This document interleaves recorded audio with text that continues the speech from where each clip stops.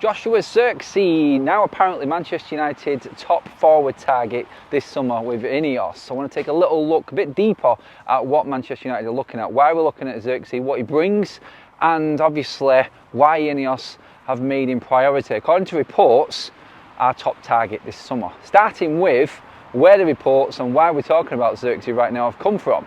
Well, Sky Sports, a few other media outlets have been talking, and they're the ones that broke the news today about Joshua Zirkzee being top target for Manchester United.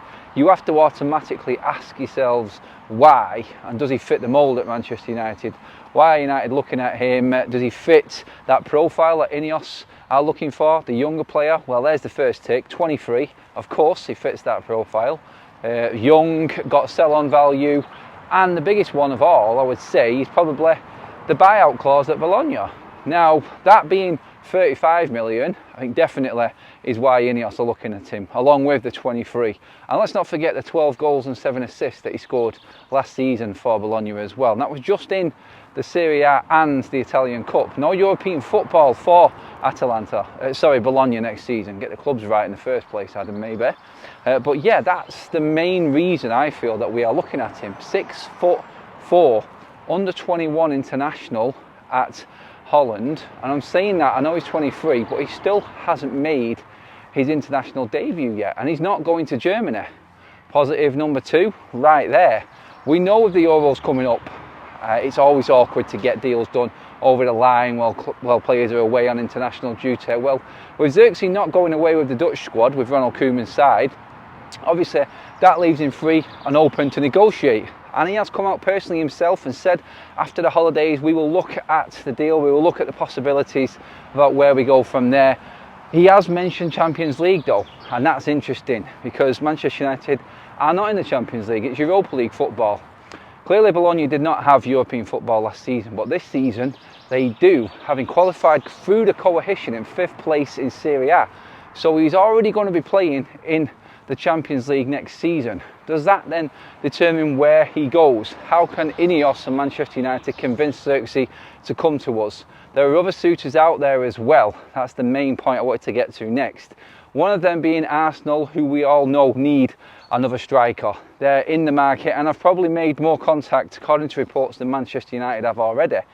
And the problem we've got with that is another striker that Arsenal were looking at, in Sesko at RB Leipzig, has now signed a new deal with them on better terms. So another target of Arsenal's, which could have deterred them away from going for Zirkzee, has now signed for RB Leipzig for another year. So will Arsenal turn full attention back to Zirkzee. AC Milan also interested as well, who know him very well through playing in Serie A. An academy graduate of Bayern Munich. This lad has actually got a Champions League medal. Yeah, he didn't do much in it. He didn't do much for Bayern Munich. He came through the under-17s, the under-19s there. He has played at a decent level and is seen as one of the next young bright strikers coming through. One of the next young bright strikers coming through doesn't definitely determine that he is the right fit for Manchester United though.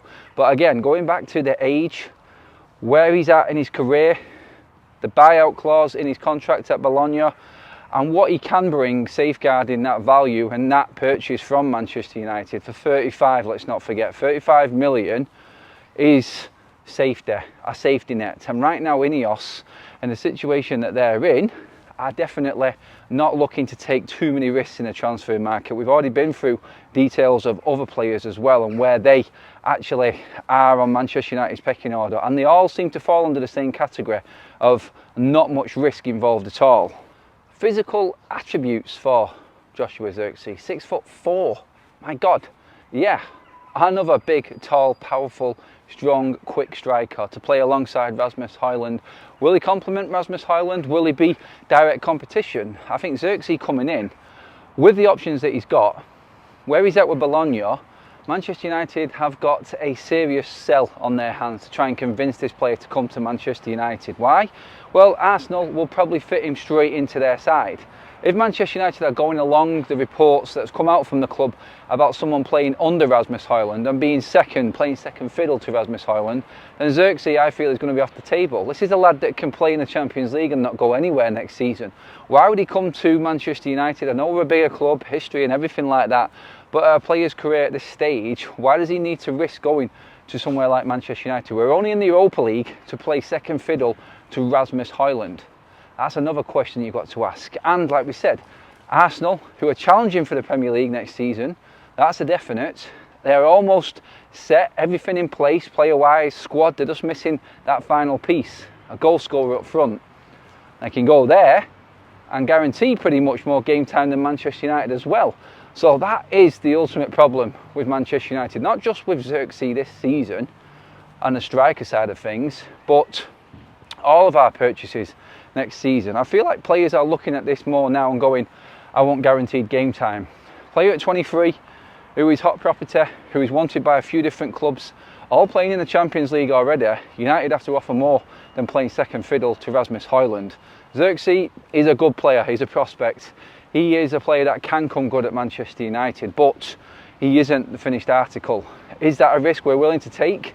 Or is that what we're going to have to pay, price-wise and performance-wise, if it doesn't work out, for not being in the Champions League, for not being ready, for not being properly structured, and for a player that clearly wants more? So get your comments down below. I'm out and about. I want to do a few more videos like this regarding the player profiles of targets that Manchester United are looking at. Do that little bit of extra digging and find out what fits best for Manchester United in these players and why we're looking at them. Let me know what you think below. Get in the comments section. What do you think of Joshua Zirkzee? Is he a player that fits Manchester United right now? All the reasons that I've built up for, all the reasons I've give against. Does he fit for you? Is he the right man that United should be going for? What's more important, that price, the age, the physicality of the player, that profile side of things? Do Manchester United have to bend over a little bit, let's say, to get these players through the door? And is that a worry for you in how Ineos are going into these negotiations? Are they going to have to spend a little bit more than other clubs just to get these players through the door now, because we cannot offer Champions League or a place guaranteed in the starting lineup? That's the hardest bit in all of that when you think about it for me. But guys, let me know what you think. Like, share and subscribe to Forever United TV. I'm Adam. Hit comment in below.